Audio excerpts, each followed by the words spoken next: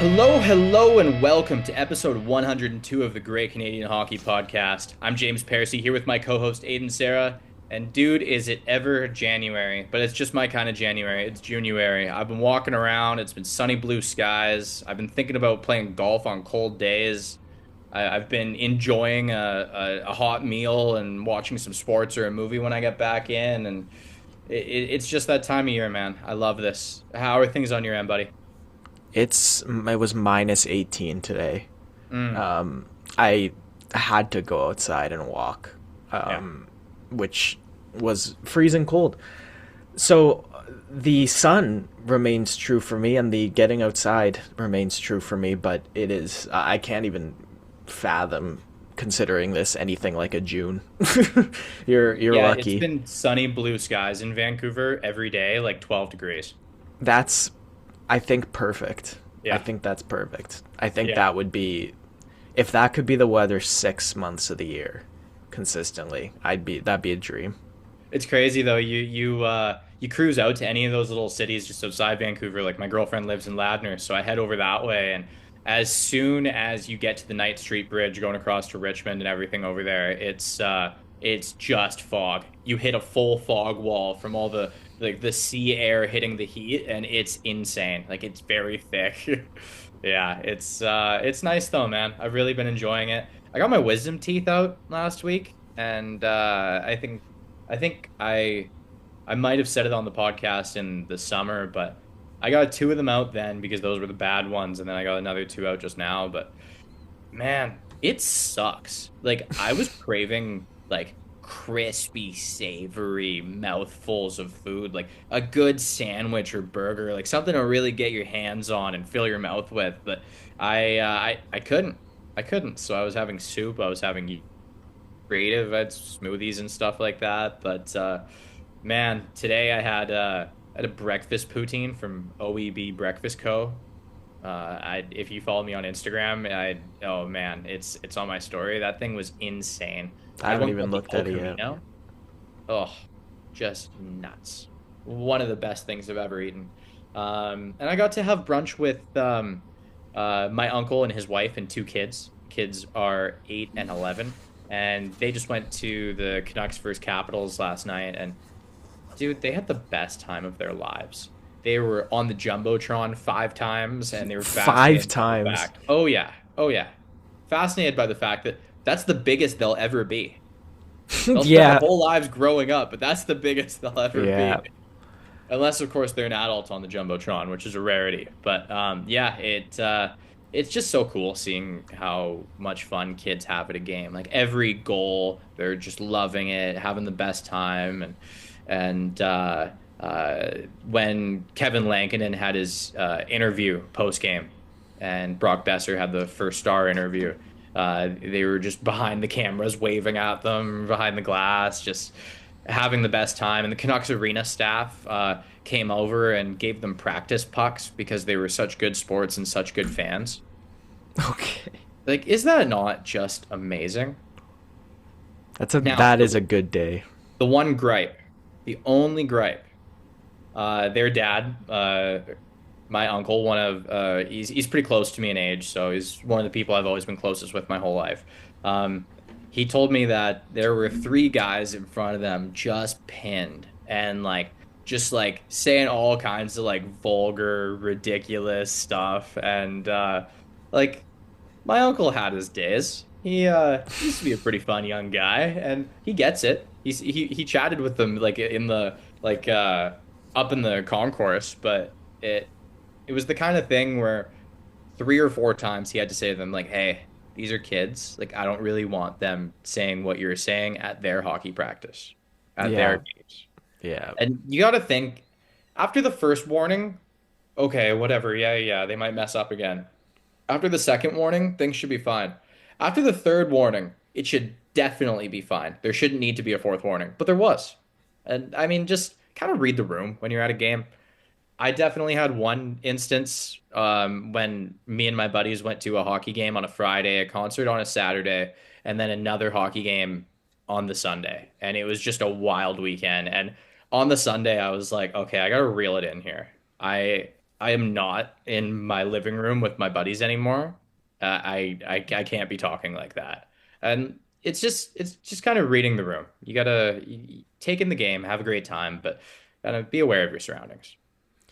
Yeah, James is so much more charitable about that kind of stuff than I am too. Like he's nice and calm about it.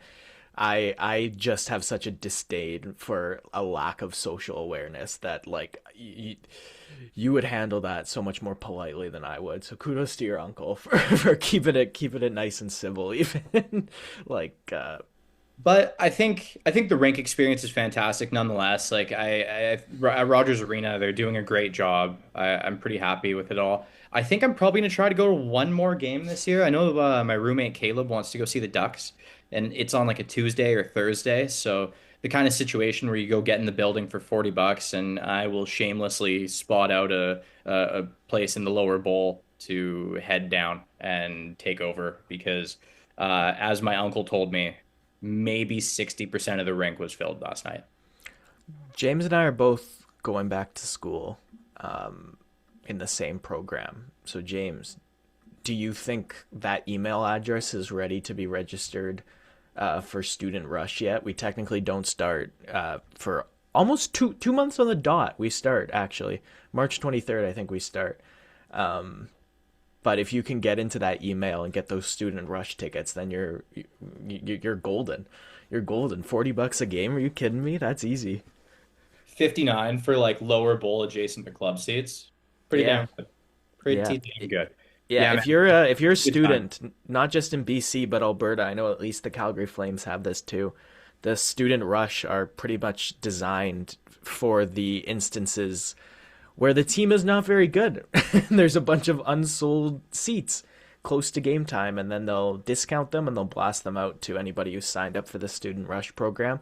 I know James and I went to a few in our last year BCIT because Vancouver was bad, and we got some of those deals at the last minute.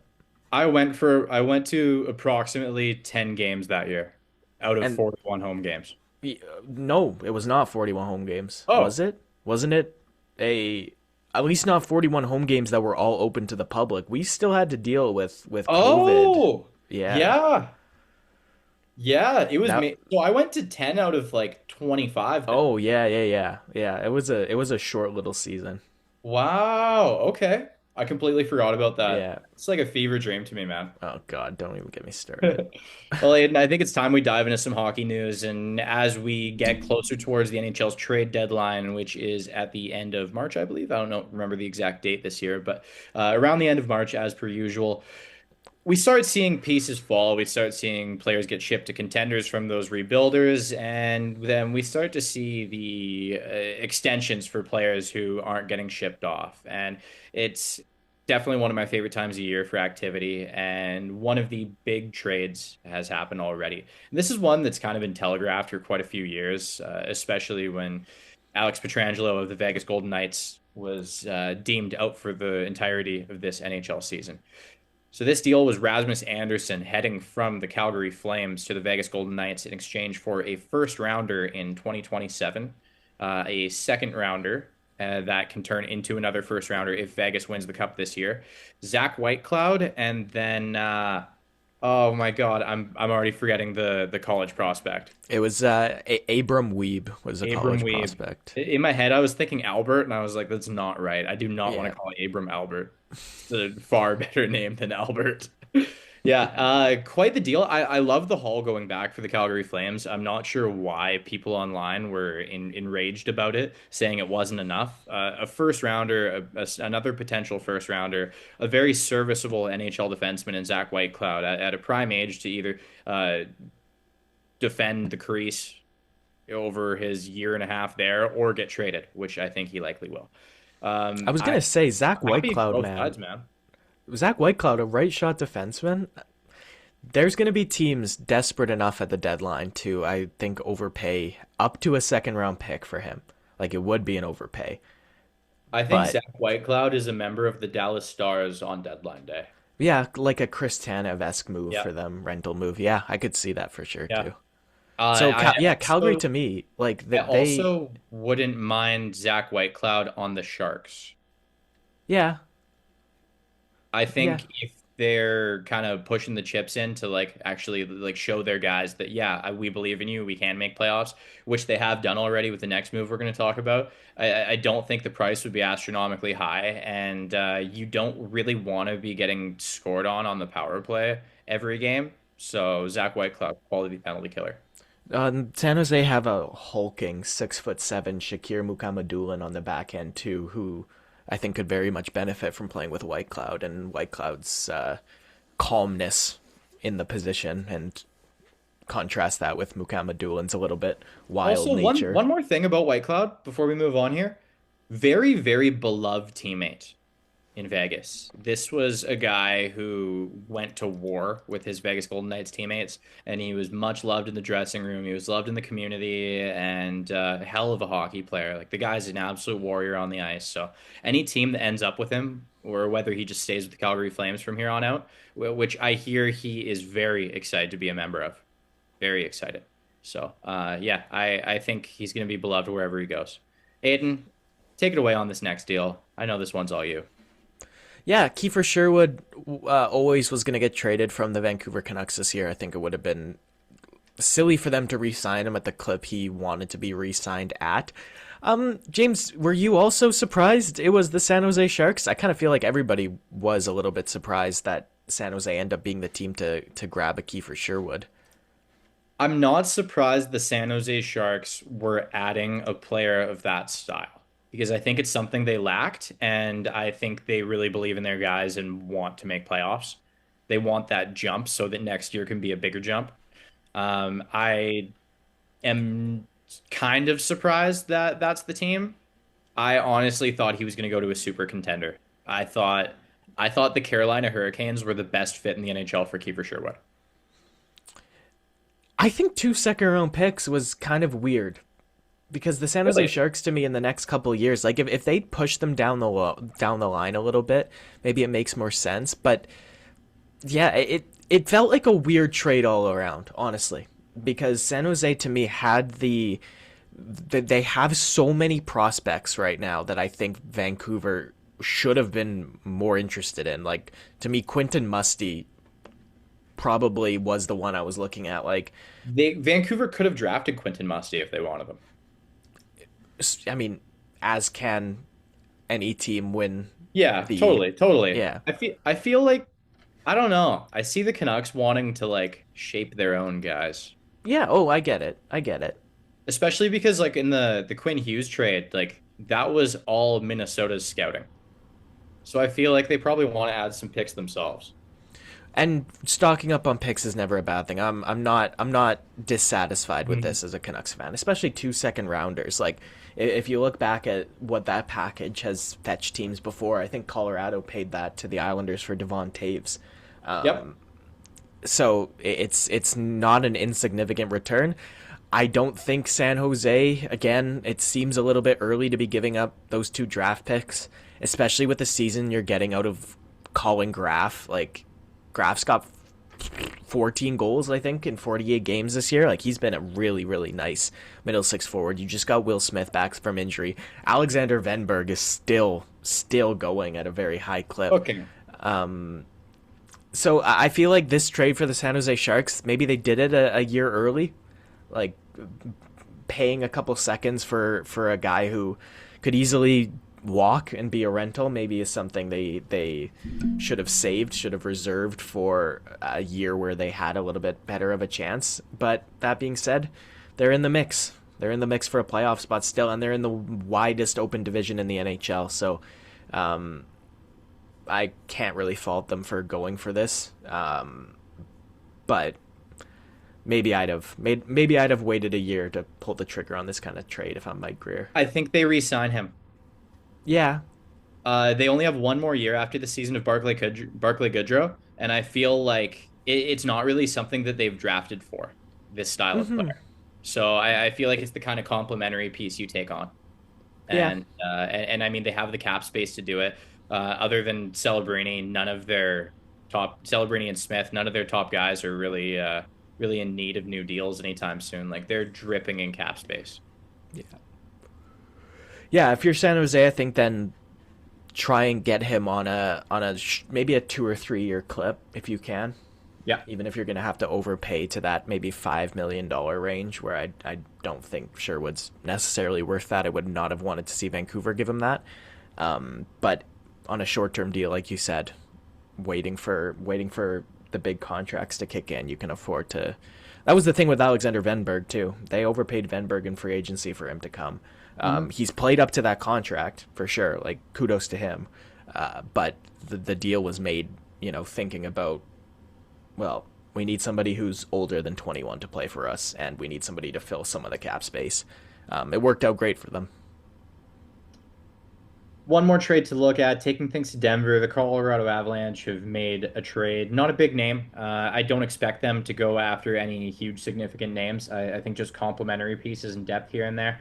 Acquiring Valtteri Puustinen and a seventh round pick from the Pittsburgh Penguins in exchange for defenseman Ilya Solovyov.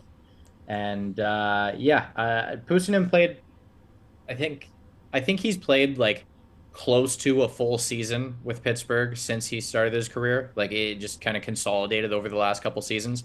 He's 26 and I don't know, he drives play pretty well. He's a forechecker and another Finnish forechecking smart forward. That's kind of the name of the game for some of Colorado's yearly acquisitions. They go for it no matter what. Yoel Kiviranta is an excellent defensive forward. He's the Yeah. most underrated defensive forward in the NHL. Um, Wow. so putting Puustinen with Kiviranta on a bottom six line to me is like yes, yes, that is a Finnish train of a couple guys that can just wreak havoc. And Solovyov, a 25-year-old Belarusian defenseman, left shot. He played a handful of games for Colorado so far this season, and I wasn't really mad at what I saw. Solid depth guy, and I think he probably has a little bit higher ceiling than he has so far. Like he's a very intelligent player, so I don't know. Maybe Pittsburgh is hoping that they can get a top 4D out of him in the future as things develop. But yeah, pretty low risk, solid deal all around. Yeah, I don't. 25-year-old had a breakout AHL season last year with the Yeah, Wranglers, and that Calgary Wranglers team, like to their credit, they pump out a lot of good players. They they do. do. And he had to contend with both Jeremy Poirier and Hunter Brushevich last year for that spot. Mm. And those are two very highly touted players, or were at the time. So Mhm. good for him to still carve out the role he did. One more transaction I want to talk about, and that's Buffalo rewarding one of their young players. And this one I feel like more deserved than ever. I mean, I'm so impressed with the skill, tenacity, and drive of Josh Doan. The guy has complemented Buffalo's top six fantastically and being rewarded with 7 years at 6.95 million per. Aiden, I thought it was going to be more. Yeah, I get it. I mean, you look at the numbers and it tells the story of this contract, I think. Like, Yeah. if you assess what he's done so far, I'm not surprised he gets this much. This was his breakout year. This is his breakout year. We're living it. Yep. 15 goals and 35 points in 49 games. And when the Buffalo Sabres made that Michael Kesselring and Josh Doan acquisition when they traded JJ Peterka to Utah, like trading away Peterka, this is what they needed Doan to be. This is what they expected Yeah. Doan to be. So I'm not very surprised that they give him this contract even before the end of January, because when they acquired him, this is what they were acquiring. This is what they wanted. Because JJ Peterka was a legit top six forward, and Buffalo did not want to be in a position to take a step back. So they really just got a JJ Peterka 2 or 3 years younger with a lot better off puck skills, right? Like I think they Way upgraded better. here. And that's a trade that I thought was a win-win, and is slowly starting to look like Buffalo might have fleeced Utah a little bit there. Aiden, what has JJ Peterka done this year? Struggled, not like horribly, just not what he I think was A expected to, or B as a 24-year-old Paterka, like the logical next step from the seasons he's had in Buffalo was to be a legit 30 plus goal, 70 plus player guy in Utah. And he'll he's not going to hit 30 goals. He's going to score probably 25. He'll get between 55 and 60 points. That's not a terrible year. But Michael Kesselring is such a good defenseman. He is, again, very, very underappreciated for how good he is and how much he does. And then to He can anchor a even, pair. yeah, and then to even be saying, okay, well, Doan at this point is a more valuable player than Paterka to me. Like, Yep. Buffalo's done excellent. And the season they're having is reflective in that. They're apparently shopping 29-year-old Alex Tuck, but the asking price is astronomical as this season for Buffalo continues to get better and better. Plus, he's 29. I wouldn't trade him honestly if I'm the Sabres. Like, if you get a massive return that you think, okay, I can't turn this down, don't hang on to him or in the face of any offer. But he's a guy. Don't forget when he came over from Vegas, he wanted to be in Buffalo. He was excited about it. You don't hear that from players a lot. So to me, if I'm Buffalo, like you sign Doan, you've got a good little group. Let Alex Tuck and Tage Thompson lead the way into the playoffs. 100%, man. And one thing I just want to talk about briefly before we keep going forward, just looking at Paterka's stats, it dawned on me, even though I've seen the number of games played that we are into the season so many times already. I've been looking at hockey stats all day today. We're 50 out of 82 games into the NHL season for most teams now. This year has flown by. Of course, because the schedule is condensed. They Oh, had to pack the schedule all up for the Olympic break to compensate. it's insane. Insane. Speaking of this Speaking, Olympic break, when does that start? I don't know when the break itself starts. I think the 11th is when we see games start. Those players are This gonna love that couple weeks off so much. the 6th The is the sixth. first day with 0 games. Yeah, February 6th. So If they you are a have. player in the NHL who is actively healthy, having a good season, not struggling mentally or physically, and you weren't named to the Olympic team, where are you going for your sunny vacation? In this Ooh, situation, you're a player who plays in a cold city. I don't know what's so warm in February. I've never tried to map out a warm February trip. I don't know what places are like really nice because if you're asking me for like a sunny Most of South vacation, America? yeah, if you're asking me for a sunny vacation, I'm like, don't go to the typical places. Go to Spain, right? Like Mhm. go to southern Isn't that going to Spain. be pretty mild this time of Go year? to Brazil. That's what I mean, right? That's what I mean. I'm not sure. Brazil would be awesome. I think any time of the year. Be cool to see Mm. Rio de Janeiro. I had a couple buddies do Brazil. They said they felt like very unsafe there the whole time. Yeah, Like Brazil, yeah. in comparison to other South American countries, was like, watch yourself, otherwise you're going to disappear. I think with every country in that Yeah, region, it depends where you are right, right, a right. lot. Yeah. I don't think that's unique or more so in Brazil than any other. It's the where of it Everyone I all. know who goes to Costa Rica says that's their favorite place to hang out. Like Yeah. people usually end up like taking a couple months off and staying down there. So I'd love to give that a taste. But I guess if I'm an NHL player who makes tons of money, I'm probably heading down to like Saint Bart's or like one of those like really high end like former French colonist islands that's just like loaded with high end resorts and beautiful white sands. That's definitely the move in my eyes. But I love Mexico, dude. Love it. Great time there. Head down to Tulum. Oh, great time. Great time. I definitely need to go back again. But as we're talking Olympics, we have our first injury replacement, Aiden. This certainly won't be the last. And that is Jackson LaCombe replacing Seth Jones for the U.S. Olympic team. This one met a lot of resistance from fans. And even in our hockey pool group chat, I had to like quickly explain how there are roles on hockey teams. And there is no point in replacing Seth Jones, who is going to play as a rangy puck retrieving defenseman and kill some penalties. You're not going to replace him with Lane Hudson. You're not going to replace him with the currently injured Adam Fox.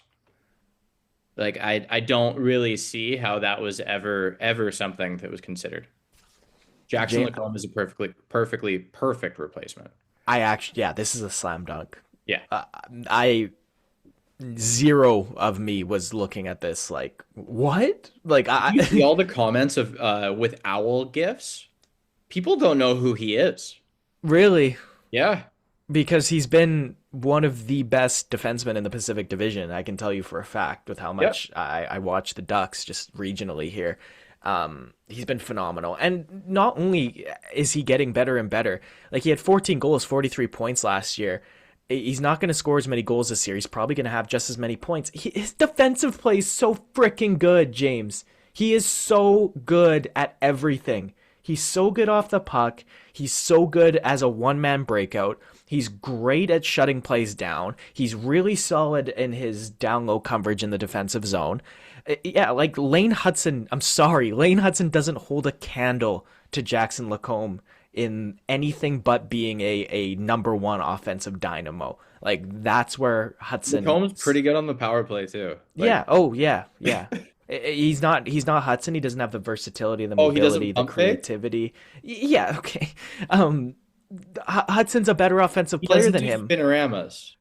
but Lacombe is better in every other context. Yes. Then if you're talking about He the doesn't go from flashy a lane highlights. spinorama into a crossover. Okay. Well, he's better at hockey. Yes, he is. Yeah. And again, Adam Fox has not had a good year, and he's injured, and Yeah. he was bad in the Four Nations, and he's been bad in almost every big game he's played in the last few years. Like he's He had like two really good series like a couple years ago. yeah, and then in the conference final, he absolutely imploded against the Florida Panthers. He was brutal. Florida like absolutely massacred him. They I, rendered him I'm going to useless. give him the benefit of the doubt because name one defenseman they encountered that they didn't do that to that run. Yeah, I mean that's fair. You're right. I think they were going to do that to Cale Makar. Maybe They were that good. They were that good. man, I'm not going to give Adam Fox are that they being his fault. I think they suffocated that Rangers team into submission. Florida's gonna miss the playoffs, dude. Like I don't buy it. I think we're at the point this season where there's a mix of enough A good teams ahead of them and then B like Detroit right They're now. 5 points behind Boston with 2 games at hand.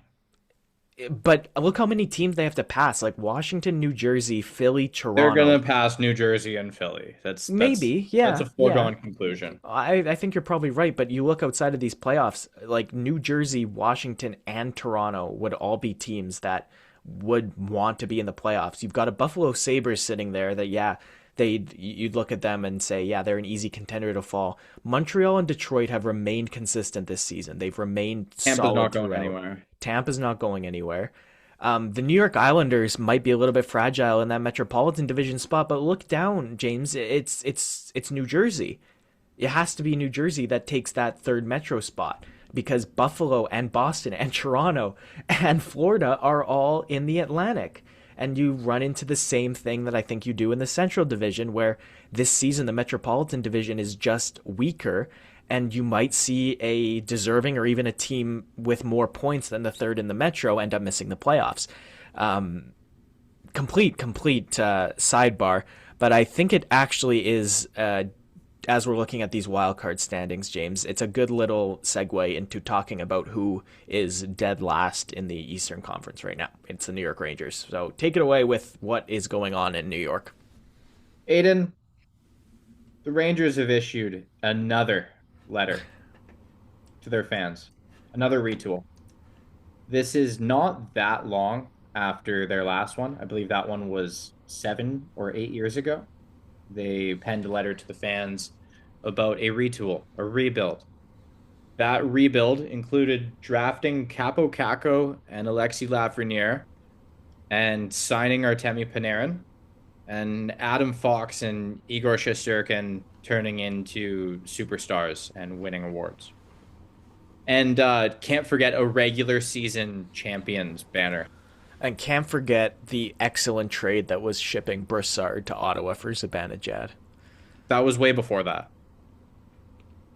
wasn't it? Broussard was it was 2017, so Yeah. So a year, this was the letter was yeah, after. Yeah. yeah. Because Yeah. Elias Anderson was seventh overall for them in 2018, and that was supposed to be the first pick of their like, oh, we're Right. gonna retool and pick up these forwards that are supposed to be great. I can't count the Broussard thing, unfortunately. Yeah, But yeah, this team was poised to do a lot of great things. They ran into a buzzsaw Florida Panthers at one point. They ended up with some drama here and there, but nonetheless, Chris Drury, his message to fans. We want to take a moment to connect with our loyal and passionate fan base. We know and feel your disappointment with how the season has gone to this point. We are just as frustrated and want nothing more than to deliver an on-ice product you can be proud of. It's what drives us every day. No one in the organization is happy with what has transpired from management to coaches to players. Over the last few years, we've had some successes and moments to cherish, but ultimately it was not the end goal. We are working relentlessly every day to bring a Stanley Cup back to New York because that is what our fans deserve. With our position in the standings and injuries to key players this season, we must be honest and realistic about our situation. We're not going to stand pat. A shift will give us the ability to be smart and opportunistic as we retool the team. This will not be a rebuild. This will be a retool built around our core players and prospects. We will target players that bring tenacity, skill, speed, and a winning pedigree with a focus on obtaining young players, draft picks, and cap space to allow us flexibility moving forward. That may mean saying goodbye to players that have brought us and our fans great moments over the years. These players represented the Rangers with pride and class and will always be part of our family. As we started this new strategic plan, we will continue to play hard with pride and passion for our fans. We appreciate your unwavering support for the Rangers more than we can describe, and thank you all for that you do for our organization. You will begin to see some of our plans come to light in the coming weeks and months. Aiden, key points in that one. This will not be a rebuild. This will be a retool around our core players and prospects. And then the style of players that they're targeting. They want a blend of tenacity, skill, and speed. so basically, They what have they're Will Cooley.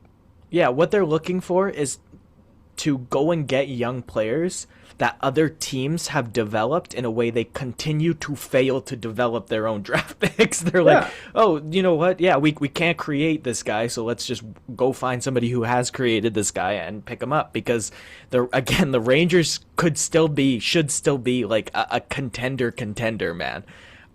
If they could develop the prospects they've picked up, especially in the last 6-7 years, they would be unstoppable right now. But they just cannot handle a young player's upward trajectory. It continues to fail and fail and fail. except for Will Cooley. Well, so far, right? This is his big year so far, Yeah, right? Like last year was his breakout. he's fantastic this year. Yeah, and he's been a bowling ball. That's what I love about him. He's Hmm. he's not small like a bowling ball. He plays like a bowling ball, where he just ravages across the ice, knocking down other players like pins and wreaking havoc wherever he is. James, if you look at the active roster of the New York I've got their Rangers, lineup up right now. okay, Yeah. so Alexis Lafreniere is now 24 years old.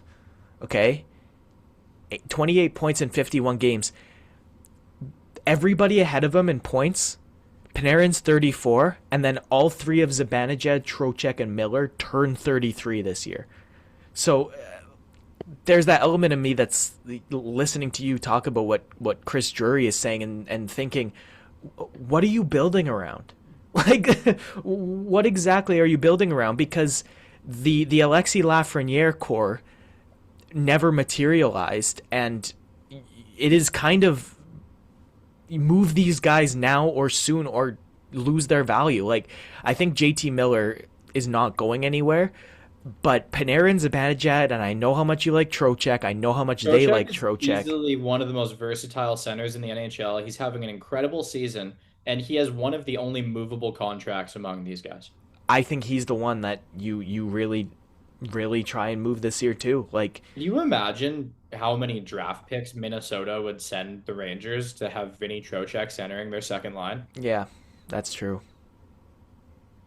Could you imagine what the Carolina Hurricanes would do to have a Vinny Trocheck on their second line? Oh, wait. They traded him to New York.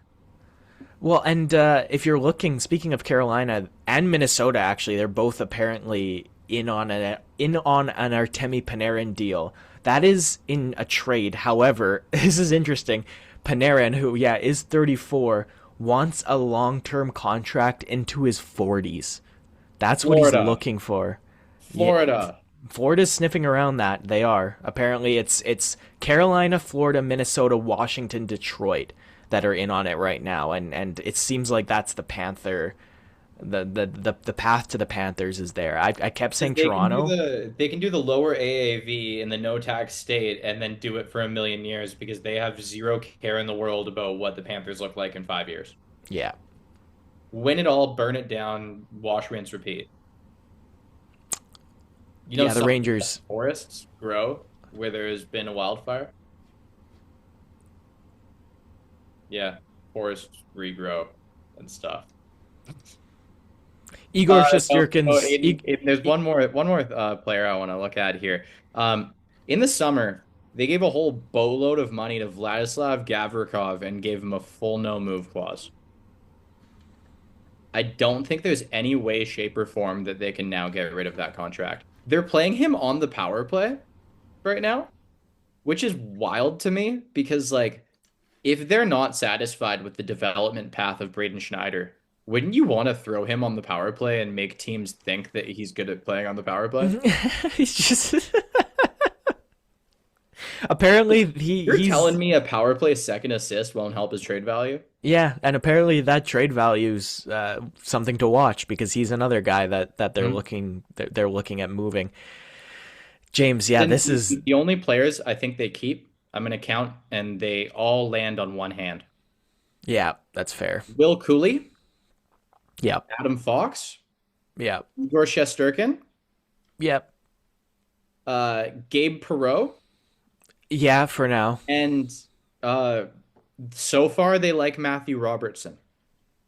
yeah, that's So far, their mind hasn't changed yet. Carson Soucy will be out this door, but by the deadline, I believe.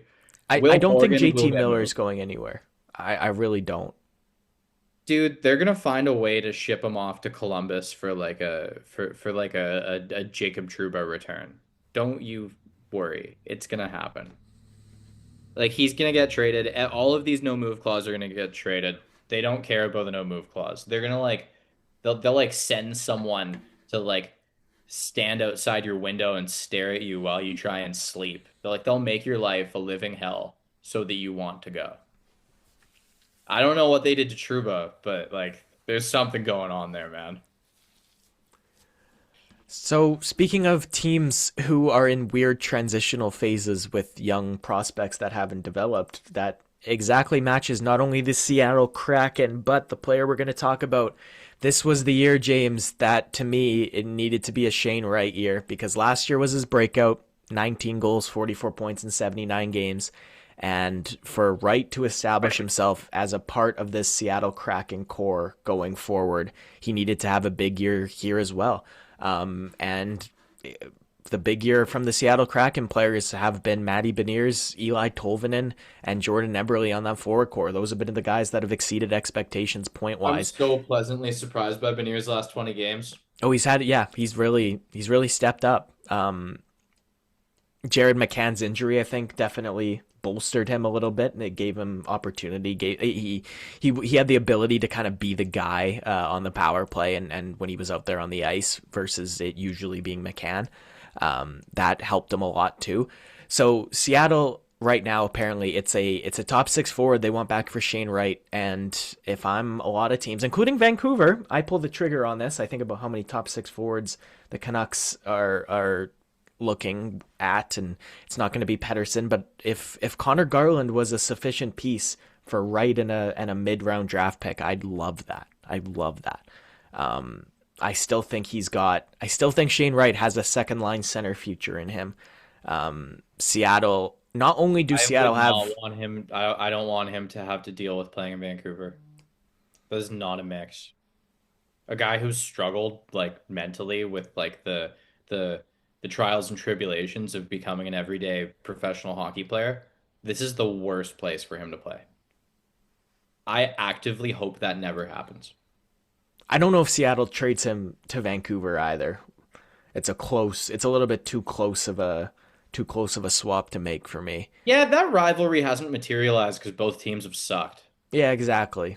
Exactly. But I'm still of the mind that, like, Corey Schneider, don't forget, Vancouver had a much better deal on the table from Edmonton for Corey Schneider than Is this proven?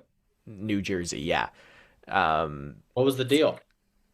I know it was the Cam seventh Gagne? overall. It was the seventh overall pick instead of the Fine. ninth, and a second and a prospect that they would have got for Schneider instead of just ninth overall. And they didn't do it. Edmonton was also crap. They'd been crap for years. They'd been bad for already like 8 years at that point. It'd been a long time since the Sheldon Surrey, Chris Pronger Stanley Cup final defensive And then stalwart. didn't Edmonton like 1 or 2 years later go and get Cam Talbot, and that was the solution instead? Yes. Yeah. Yeah. They went and spent those draft picks on Talbot because Talbot was the best backup in the league. Yeah. Young emerging goaltender Cameron Talbot. Yeah. Once upon a time. Aiden, Seattle has gotten better. I'm pretty sure I gave them a full-blown like 5 minute smear campaign on this podcast sometime in the last handful of episodes. And like I don't fully take it back, but like they're showing life signs. And my biggest knock was that like Beniers and Wright were drafted to be the difference makers who steer this franchise into sunnier waters. You get it? Steering the franchise into sunnier waters because Kraken pirate ships. Jerry Bruckheimer. Okay. Yeah. I Making didn't actually pick up on that right away, and I don't know who that's an indictment on. well, I've watched the Pirates of the Caribbean movies about 10,000 times, and Jerry Bruckheimer is part owner of the Seattle Kraken. The So first three of those movies are all elite. I'll die on the hill. People who think there it's are a one only movie three movies. franchise. Yeah. There are People who only th- movies. yeah. People who think it's a one movie franchise, it's not. There's three good ones and then they suck after that. They're brutal. There was Unwatchable. actually a series of fun young adult books that I read as a kid of Jack Sparrow as a teenager getting his pirate feet wet. Dude, how is that not like a Disney Plus animated series yet? Because it was like it had a lot of suggestive themes and crime, and I'm pretty sure at one point he was selling drugs in it. Well, I mean, dude, the fact they made an entire series around pirates and kept it PG-13 tells you the creative liberties they're willing to Mhm. take of who those people actually were. Speaking of Vancouver, because we were talking about them being a Shane Wright destination, they are in a full-blown rebuild. It seems like they were back and forth on what label Oh, they dude, wanted to I'm put loving the it. comments. I'm loving the declaring intentions. I think that's the best thing people can do in Yeah, a relationship, in an interview, in discussing a role. And they've made their intentions clear. I was like, damn, take me there. Take me there. yeah, yeah. And it was something that Rutherford was like kind of hot and cold on doing. I don't know if you remember. I think him or Alvin, it might have been Alvin, dropped to the line hybrid retool when he was getting interviewed on one Ew. Monday night on Prime, Monday Night Hockey, only on Monday, only on Prime. Yuck. Hybrid retool. Yeah, and Yuck. it's just like what are we talking about? But since then, I think I think the backlash to that caused them to be like, okay, no, yeah, we're rebuilding. This is what we're doing. The Sherwood trade was a good start. Apparently, the good players in the Vancouver Canucks are not taking this losing skid very well. Very much including Brock Besser, and we've talked about both the possibility and then the challenges that would come with Vancouver moving Besser right now. I think he needs to start playing a little bit better. He's started to score a little bit, but he still needs to play better before the Canucks trade him. They're not going to get a good return on him right Dude, now. nobody's taking that contract right now. Yeah, and Nobody. it's 7-7, so it's not quite it's not What quite have the you done for me unmovable. lately? Yo, I know. Yeah, exactly. Huh? That's what I mean. He's gotta show that the acquisition of him for a contender would move the needle before somebody is really going to try and take a snap at it. But the Canucks yesterday, they beat the Washington Capitals to snap an 11-game losing streak. I'm much happier about the 11-game losing streak than the fact they snapped it. I'll tell you that right now. They continue to succeed, James, in being the worst team in the NHL. They are a full 7 points behind the St. Louis Blues for last place. Interestingly enough, that St. Louis Blues team have said to everybody they're open to business on everyone, James. Everyone. Everyone, including Robert Thomas. Uh, yeah, yeah. In theory, everyone is on the table. Yeah, In theory, the offer's got to be good enough, though. Maybe they don't see him as the true top line center. I think that's a mistake, but Yeah, it's on them. The and last, maybe he doesn't fit into their timeline either. yeah, Maybe well, they and want to be and good in 5 years yeah, if you look because at the bottom, Alex Steen's fully taking over there, and maybe his vision is for a long time from now. They're a very patient team and always have been. if you look at the bottom six teams too, I think it's interesting to say the New York Rangers, the Calgary Flames, the Winnipeg Jets, the St. Louis Blues, and the Vancouver Canucks. I think you could see a superstar get moved off of all those teams. All those teams looking to rebuild, retool. I say superstar, like Calgary's already let Rasmus Anderson go. Nazem Kadri would be the next domino to fall. Yeah, to the Leafs. Yeah. Well, I was going to say to Colorado, man. Like I think the Colorado Avalanche would be very well served to try and Where are pry we finding Kadri. that money? I know, trust me. That It's doesn't it's work. it's There's a too many years on circus. his contract. Yeah, it would be a circus to make that happen. Um, Winnipeg to me, they're not going to trade Scheifele, they're not going to trade Connor, they're not going to trade Hellebuck, and they're not going to trade Morrissey. I think everybody else on that team would be up for grabs. I think everybody on the Vancouver Canucks is up for grabs that are older than 23 years old. Like I think Elias Pettersson. Fair. Again, the contract is the struggle, but a lot of teams have been sniffing around Pettersson, including the Chicago Blackhawks apparently, and that would be a very interesting fit to see them try and work him into a team and have him be part of the upswing before, like instead of thinking that it's going to be Bedard, Frondell, Nazar as the cup winning team, have Frondell and Nazar be second liners to a Pedersen Bedard duo up front. Both Pedersen and Bedard can play wing. I don't hate the idea of them together. Pedersen's a smart, patient player, and letting Bedard drive the bus and Pedersen just work the gears from the outside, that's not a bad idea at all. Yeah, I'm not mad at that. Not mad at that at all. I think he'd flourish there, especially with the style of players that they've brought in so far. Yeah, and I saw again, it's not real trade rumors; it's mock trades and people just Yep. making crap up. One of them making crap up was Anton Frondel for Elias Pettersson. No, no, Chicago's not going to do that. They will not pay Frondel for Pettersson, but there's a lot of Blackhawks prospects you probably have not heard of that are very, very solid because they have such an excess of them. Merrick Vanacker. Have you heard of him? No, Uh-huh. I know you have, but Canucks fans that get him back probably wouldn't have, but that is an excellent, excellent player. Nick Dropping Lardis. owl emojis in the chat. Yeah, Nick Lardis, same thing. Have you heard of him? Probably not, but he was a 60 goal scorer in the OHL last year and he's tearing up the A, right? Like it's there's a move there to be made. That's the one I want to see. I like it. I like it a lot. I look forward to it, man. I look forward to seeing chaos. I want some intense chaos. What is the first player the Vancouver Canucks trade? Oh, I think it's going to be Connor Garland, man. I've thought about that for a while, and he's had such a good and bad time in Vancouver, Ottawa. up and down. I could see it being Ottawa. Yeah, I could definitely see Ottawa trying to, especially Claude Giroux's probably out the door. Really? Giroux's As a been so free good, agent. and he doesn't want much money.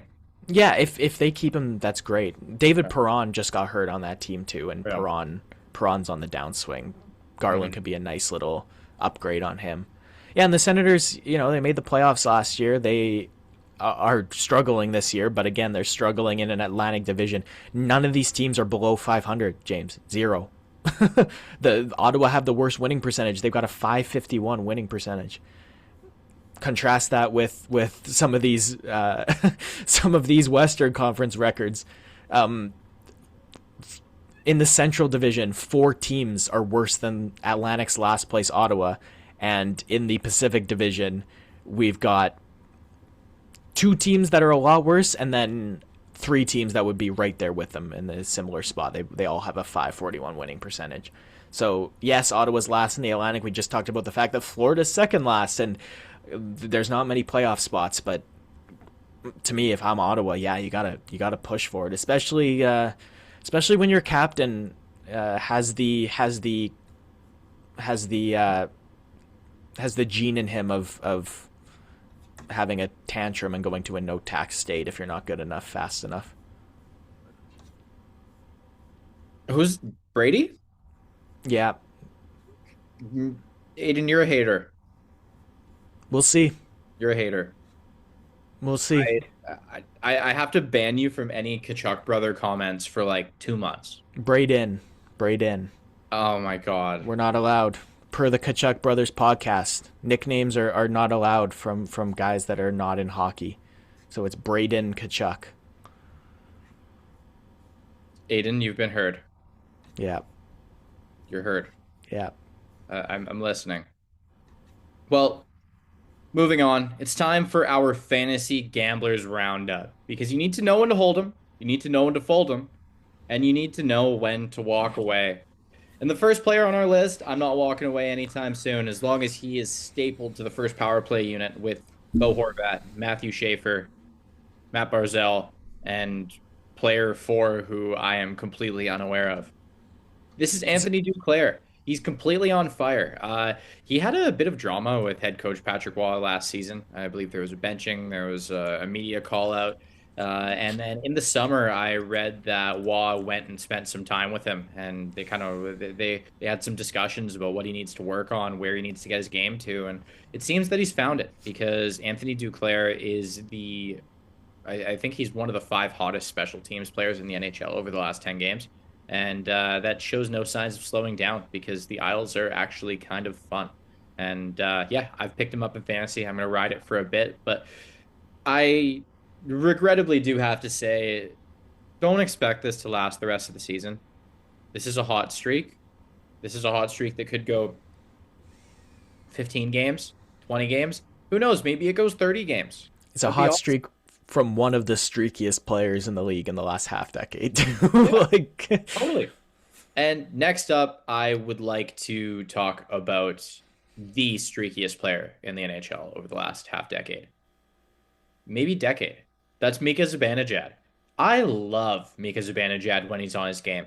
When he's not, this is a low effort, low tenacity. I'm pretty sure this is who they were sending a shot at in their letter. Um, yeah, this is not a player who gets the job done when he's not on his game. But Aiden, when he's on his game, it's 15 goals in 9 games. It's wait, he had 3 hat tricks in the last five I games. know. What's going on? And then it's like, wait, did he seriously just have 2 goals and 4 assists? What's going on here? All of a sudden, it's like every single power play goal for 20 games he's involved in. We're in the middle of one of these streaks. I, again, can't tell you how long it lasts, but walk away. Trade him while he's hot. This is hot potato. Throw it before you lose. Right now, you can cash in on the most value you will get for Mika Zibanejad because he's at his hottest again. And there could only be so many more of these hot streaks. Aiden, how old did you say he was? 32? Turning 33? Yeah. There could. he's turning there. Sorry, he's 31 right now. Okay, so he's turning 32. He's got maybe a couple more years of prime. His game, his style of play, I think, will probably age fairly well. But again, his peak is only going to last so much longer. So that means these hot streaks, there could only be a few more left. If you don't want to trade him in this one, wait till the one he inevitably has next season. Get rid of him now. One more thing. This is again a bit of a common theme that I've had when doing my fantasy gambler roundup. I kind of come up with a category that encompasses a lot of different players, and this one I want to talk about is the rookie wall.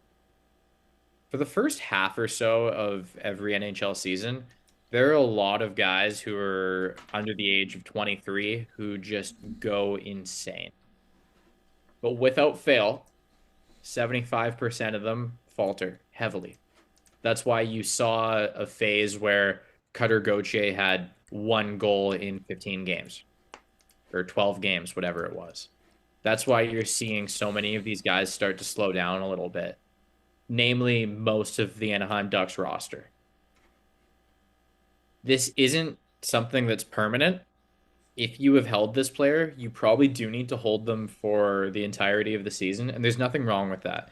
These players probably will bounce back.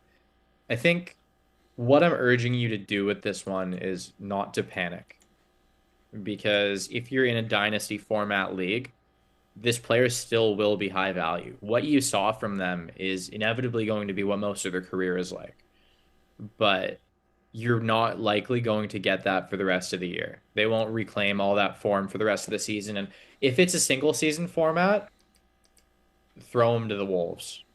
Get rid of them. Get something good in return if you can. But if this player isn't really averaging you many fantasy points at all anymore, and you're in a smaller league where there's a lot of established players still out there, it might be time to consider one of them that's in a situation you like. So Drop some names. drop some names. Yeah. For an established player. No, no, no. Like some of the rookie guys this season that you're talking about. Like, Oh, well, on my team, Cutter Gauthier and Matthew Nyes were two of them. You look around the league a little bit. Will Smith ended up getting injured, but Leo Carlson being another one. Frank Nazar slowed down heavily. oh, he got hurt. He got Yeah, hurt. but Yeah. he slowed down quite a bit before he got hurt. Yeah. Um, Adam Van Tilly slowed down, but then he's picked it back up again. Uh,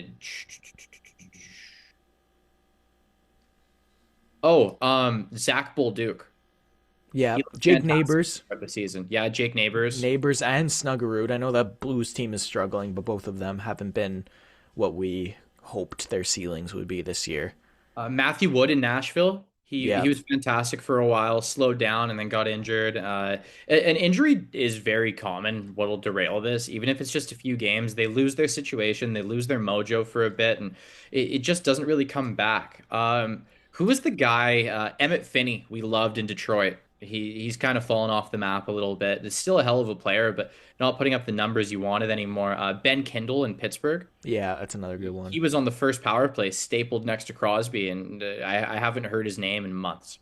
So this is something that happens all over the league, and I mean, it's the kind of thing where you can kind of target it and play it to your advantage. You can get these rookies and then trade them before they hit the wall when they're at their highest value. It's a pretty good strategy because I will tell you, in any league, in any fantasy league, keeper format or single season, you're not just going to win with a team full of the young players. It's not going to work. Established veterans will always be the key to success. For you to actually win and place first, you will need established veterans. It's just not possible without them. So I digress. I move on from this one. I can't wait to come back to you guys next week and hopefully with a segment that includes another player or two that's been traded because you could see another guy get moved before the Olympic break.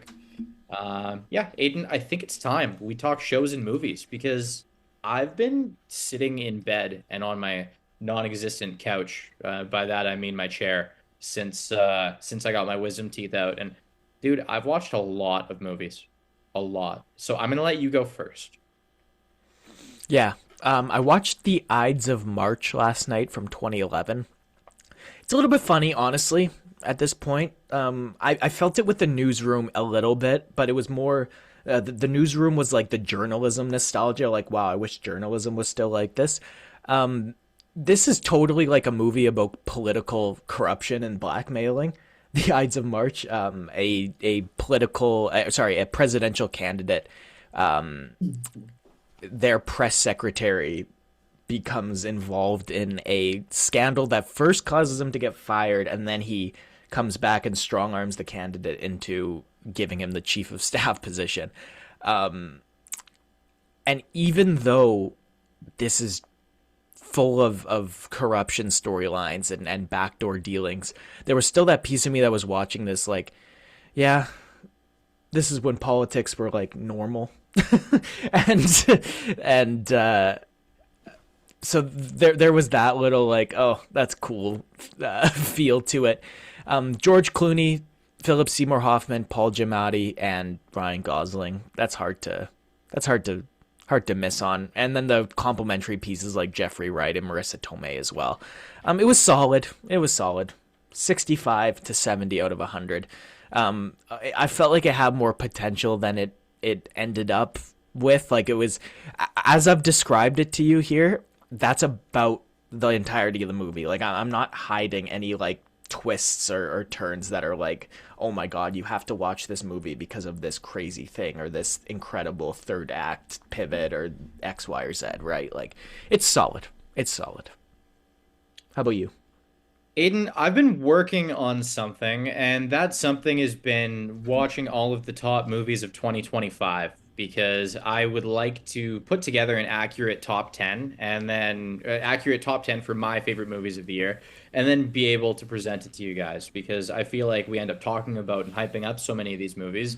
I want to let you guys see where they fall in my eyes, and I've been making my way through that list, and I watched a couple of my the ones I was most excited for. And one of those being another George Clooney movie, Jay Kelly on Netflix with George Clooney and Adam Sandler. It's about a legendary actor in the twilight of his career and his best friend slash agent. And it's kind of a looking at where I am and where I've been and rethinking my life from an outward perspective kind of movie. And honestly, man, I think this is like my top three favorite Clooney movies. I think it was fantastically written. The reviews definitely back up what I'm saying. If if you like emotion, you want to think about life a little bit, and you want a different perspective on things, I think it's a fantastic watch. It's got some really funny moments. It's got some heartfelt moments, and it's got some sad moments. I highly, highly recommend this one, especially like a cold winter evening, a watch on your own with a snack. I think this is definitely the flick. I also watched Sinners, and this one was definitely one of, if not the most hype movie of the year. I kick myself for not having seen it in theaters because the way it was shot and the way it was presented, I think. Oh, and then the sound too, like the sound in the movie, whether it was the sound design, the music itself. I think that was just it was made for the theater, and I love that it was done that way because I think we need more movies like that. I think the theater experience is where this all comes from and what it boils down to. So I love that they did it this way, and I really liked the movie, but I just don't think it was as good as everyone told me it was. I can't, I think the movie was good overall, but I can't look at any one actor or actress in that film and tell me that their performance blew me away. Okay, it is hard. I know they're twins. I know they're similar characters, but I'm gonna give Michael B. Jordan all the credit in the world. It's Oh, hard to play two dude, characters, they're and he. barely different. Okay, The characters are almost the same. it's hard. It's hard, and he was the he yeah, no, he it's not like an Oscar winner for best actor in a leading role. Like, I'm not saying he blew me away, but give him the credit for the execution of him playing both those roles because it's hard and he did it I very thought very I thought well. Jack O'Connell as the villain origin vampire was honestly a better performance. Yeah, the third act twist into a vampire movie lost me a little bit. Yeah, I do feel that I knew it was a vampire movie all along, and I felt like the post-credit scene that ties into choosing life and choosing life's experiences and the risk that comes with that over immortality. I think that really tied the movie together. and Hmm. that saved me from making it like a 6 out of 10. Yeah. Well, I get it. That's solid. Yeah, I quite like that. But I watched one more movie, and this one, honestly, man, this is one of my favorite movies I've watched as an adult. I'm blown away. I love the world that director Darren Aronofsky puts you into. Caught Stealing, starring Austin Butler, Zoe Kravitz, and Matt Smith. It's about a former baseball player living in New York who he works at a bar, and he's just having a night with his girlfriend, and he's asked by his off the wall punk rocker neighbor, played by Matt Smith, uh, to watch his cat while he goes away to see some family, and it leads Austin Butler's character into a roller coaster of crime, ridiculousness, and choosing sides over the span of a couple nights. And it is fantastically shot. The characters are viable. The characters are interesting. The plot is interesting, and it takes you a couple of ways you wouldn't really expect it. And there's not really twists per se, but it's not exactly what you expect from the movie when you start it off. And dude, I love it. I love the setting it was shot in because it's in New York, but it's like the dirty cracks of New York. Like it's messy. It's like ripping through fire escapes. It's through alleyways. It goes through a park, but it's not Central Park. Dude, it is awesome. It is such a good movie, man. I I don't have it as my number one or two movie of the year, but it's my favorite one. Okay. Yeah, I got you. Yeah, like I at this point I have it at number three for the year. I think this is absolutely a must watch for anyone right now. You can find it on Crave, and if you don't have Crave, if you've never subscribed to it, but you're a Prime member, go get your free trial of Crave through Prime. It's perfect time. Or Tons of good stuff to watch. or in this age of companies taking all our money, get into piracy again. That's the other advice I have. Yeah, fair. And the director Darren Aronofsky, you would know him from Black Swan, The Whale, Requiem for a Dream, uh, The Wrestler. Yeah, he's got some good stuff. Definitely some good stuff. I highly recommend this one above all else. And he's from Brooklyn, so this one makes sense. Aiden, is there anything else you want to give to our listeners? Get fired up for the Olympics, man. We're getting close. We're getting close. It's like it's 2 weeks from the end of NHL play. We're getting there. And please shut down any conversation that Lane Hudson deserved to be there more than Jackson LaCombe, because it's not true. Love it. Well, I thank all of you guys for listening. It's been a blast, and I can't wait to see you in the next one. Without further ado, let's roll that outro. Thanks, guys.